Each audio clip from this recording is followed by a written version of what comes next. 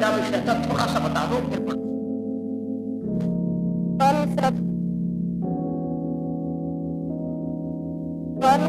सत्यार्थ प्रकाश का चौथा समक्लास पढ़ा गया था, जिसमें समावर्तन, विवाह और गृहस्थाश्रम के बारे में बताया गया था।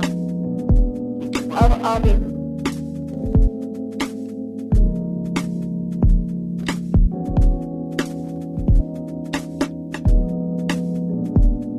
अस्पिंडाचार्य मातुरा सगोत्राचार्य पितु सा प्रशस्ता द्विजातीनां दारकर्मणि में फिले। यह मनुस्मृति का श्लोक है। जो कन्या माता के कुल की 6 पीढ़ियों में ना हो और पिता के गोत्र की ना हो, उस कन्या से विवाह करना उचित है। ये भी बताया गया है कि पिता के गोत्र की कन्या नहीं होनी चाहिए। अगर माता के परिवार में से है तो भी माता से 6 पीढ़ियां आगे की पीढ़ियों को होना चाहिए। इसका यह प्रयोजन है कि परोक्ष क्रिया एवं ही देवा प्रत्यक्ष विष, यह सतपथ ब्राह्मण का वचन है। यह निश्चित बात है कि जैसी परोक्ष पदार्थ में प्रीति होती है, वैसी प्रत्यक्ष में नहीं। जैसे किसी ने मिस्त्री के गुण सुने और खाई ना हो तो उसका मन उसी में लगा रहता है। जैसे किसी परोक्ष वस्तु की प्रशंसा सुनकर मिलने की उत्कट इच्छा होती है, वैसे ही दूरस्थ अर्थात जो अपने गोत्र व माता के कुल में निकट संबंध की ना हो, उसी कन्या से वर का विवाह होना चाहिए। साधारणतया किसी वस्तु के गुण तो सुने हो, उसको देखा ना हो, प्रयोग ना किया गया हो, तो हर समय मन में इच्छा होती है कि उसको प्राप्त किया जाए।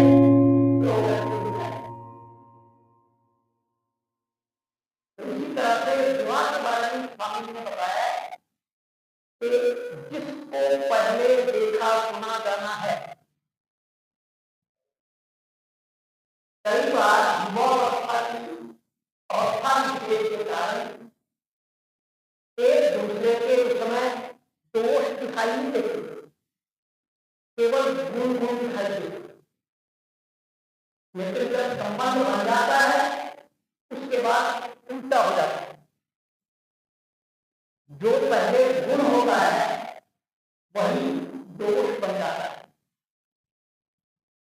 जिस कारण से अगर पहले से ही किसी व्यक्ति विशेष के गुण कर्म स्वभाव के बारे में जानते हैं, तो उस अवस्था में जब उसको जाना मिलना शुरू करेंगे तो उसके अनुसार या तो उसको अपने अनुसार बनाने का प्रयास करेंगे या अपने आप को उसके अनुसार बनाने का प्रयास करेंगे। उस अवस्था में परिवार जो है वो ही रह सकता है, अन्यथा निकट में दोष और दूर विवाह करने में गुण ये है। पहला, 1, जो बालक बाल्यावस्था से निकट रहते परस्पर क्रीड़ा, लड़ाई और प्रेम करते, एक दूसरे के गुण दोष स्वभाव बाल्यावस्था के विपरीत आचरण जानते और जो नंगे भी एक दूसरे को देखते हैं, उनका परस्पर विवाह होने से प्रेम कभी नहीं हो सकता। दूसरा, जैसे पानी में पानी मिलाने से विलक्षण गुण नहीं होता, वैसे एक गोत्र पितृ व मातृकुल में विवाह होने में धातुओं के अदल बदल नहीं होने से उन्नति नहीं होती। जो पहले बताया गया पिता के गोत्र की लड़की नहीं होनी चाहिए या लड़का नहीं होना चाहिए और माता की लड़की होना चाहिए। यही बताया है तो जिस प्रकार से पानी में पानी मिल जाए तो पानी रहेगा, तो दूसरी चीज तो उसमें है। उसी कारण से एक गोत्र या कुल में विवाह न करके दूसरे गोत्र या कुल में विवाह किया जाता है, तो उससे गुण कर्म स्वभाव एक दूसरे परिवारों के भी कुलों के भी मिलते हैं। तीसरा, जैसे दूध में मिश्री व सुठ्यादि औषधियों के योग होने से उत्तमता होती है, वैसे ही भिन्न गोत्र पितृ मातृकुल से पृथक वर्तमान स्त्री पुरुषों का विवाह होना उत्तम है। दूध के गुण बढ़ाने के लिए उसमें मीठा है, मिलाई जाती है और कृषि इत्यादि मिलाई जाती है ताकि उसके गुण बढ़ जाए। तो इसी प्रकार से बताया है कि स्त्री जाति के गुण अलग होने के कारण वो एक दूसरे के गुण जो है वो मिलेंगे, बढ़ेंगे, इस कारण से लाभ ज्यादा होगा। चौथा, जैसे एक देश में रोगी हो वह दूसरे देश में वायु और खान पान के बदलने से रोग रहित होता है, वैसे ही दूर देशस्थों के विवाह होने में उत्तमता है।